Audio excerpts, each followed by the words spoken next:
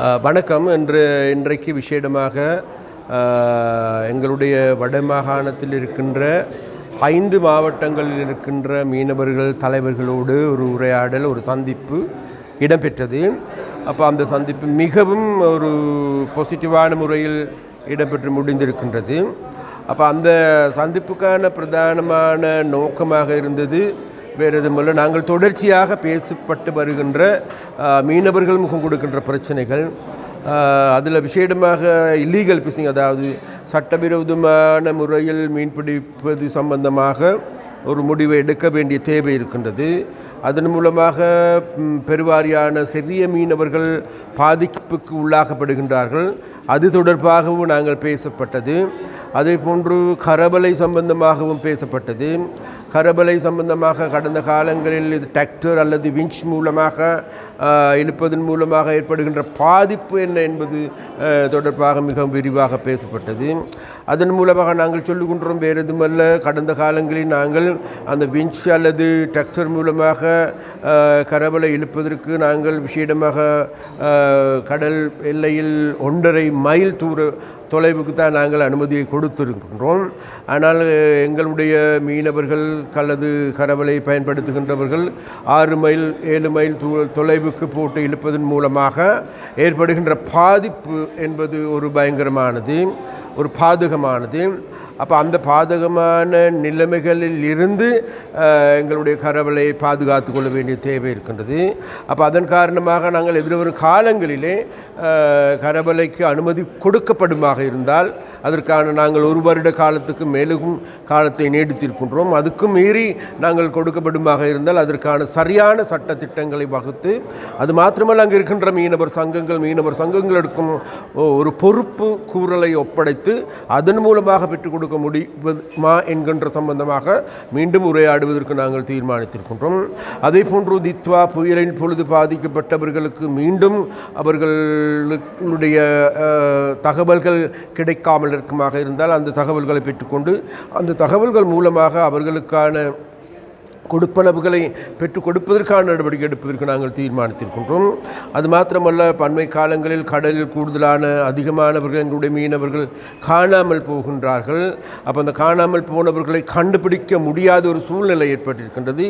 அதனால் எதிர்வரும் காலங்களில் அனைத்து படகுகளுக்கும் VMC இயந்திரத்தை பொருந்துவதற்கான நடவடிக்கை எடுக்கலாமா அல்லது அதற்கான ஆய்வு நடவடிக்கைகள் எடுக்கப்பட வேண்டும் என்பது தொடர்பாகவும் நாங்கள் பேசப்பட்டது. ஏனென்றால் கடலுக்கு செல்லுகின்றவர்களை இனம் கண்டு கொள்வதற்கு, எந்த திசையில் இருக்கின்றார்கள் என்பதை இனம் கண்டு கொள்வதற்கு முடியுமாக இருக்கின்ற யந்திரம் தான் VMC யந்திரம்.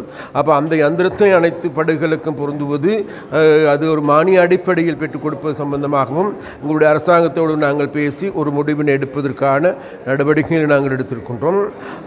அது மாத்திரமல்ல, விஷயமாக இந்திய இழுவமடி படகுகள் எமது கடல் எல்லையை பிரவேசிக்கின்றது. மறுபடியும் சூறையாடல் இடம்பெறுகின்றது.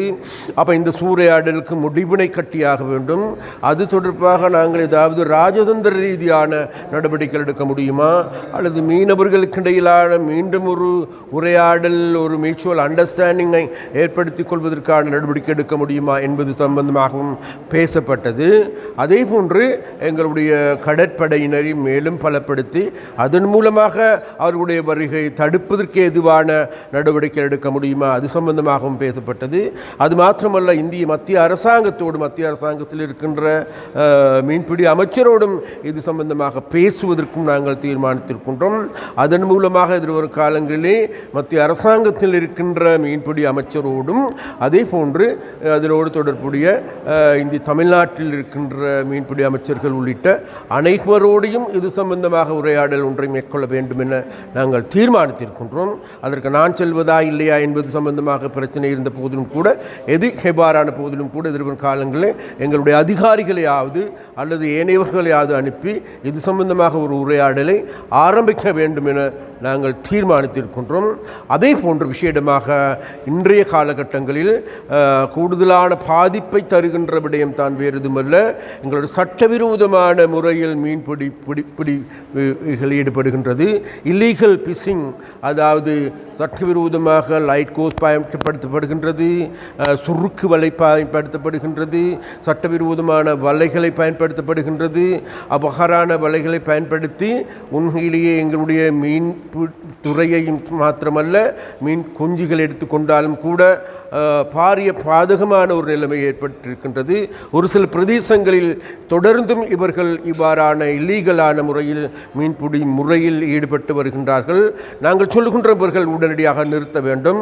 நிறுத்தப்படாவிட்டால் நிச்சயமாக இன்று நாங்கள் பேசப்பட்டது எங்களுடைய சட்டமூலம் சம்பந்தமாகவும் பேசப்பட்டது. இந்த புதிதாக வருகின்ற சட்டமூலம் இந்த இன்னும் 2 மாதம் அல்லது 3 மாதத்திற்கு முடிவுறுத்தப்படும் அந்த சட்டமூலம், அந்த புதிய சட்டமூலத்தின் கீழ் நிச்சயமாக 5 லட்சம் 10 லட்சமாக மாறுகின்ற ஒரு அபராதம் விதிக்கப்படுகின்ற ஒரு சூழ்நிலையும் ஏற்படும்.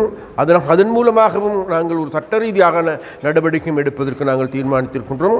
அதே போன்று மீனவர்களிடம் நாங்கள் கேட்டுக்கொள்வோம் வேறு எதுவுமல்ல, நீங்கள் ஒரு சாராருடைய நன்மைக்காக வேண்டி இவ்வாறு சட்டவிரோதமான மீன்பிடி முறைகளை பயன்படுத்துவதன் மூலமாக பெருவாரியான மீனவர்களுடைய வாழ்க்கையிலே பாரிய பிரச்சனைகளை ஏற்படுத்துகின்றீர்கள், பாரிய அவர்களுடைய வாழ்வாதாரத்தை நாசமாக்குகின்றீர்கள்.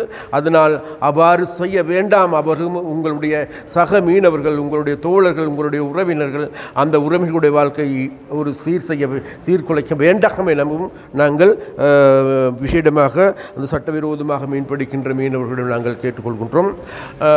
அதே போன்று இன்றைக்கு நடைபெற்ற கூட்டத்திலே எல்லோருடைய கருத்துக்களும் உள்வாங்கிக் கொள்ளப்பட்டது. இந்த கருத்துக்களுக்கு ஏற்ப நாங்கள் எதிர்வரும் காலங்களில் ஒவ்வொரு மாவட்ட ரீதியாகவும் இவர்களை சந்திப்பதற்கும், அவர் மாவட்ட ரீதியாக சந்திக்கின்ற பொழுது எங்களுடைய மாவட்டங்கள் இருக்கின்ற பிராந்தியங்கள் இருக்கின்ற அனைத்து அதிகாரிகளையும் அழைத்து சென்று அவர்கள் முகம் கொடுக்கின்ற பிரச்சனைகளை தீர்ப்பதற்கு ஏதுவான நடவடிக்கை எடுப்பதற்கான ஒரு கலந்துரையாடலையும் செய்வதற்கு மாவட்ட ரீதியாகவும்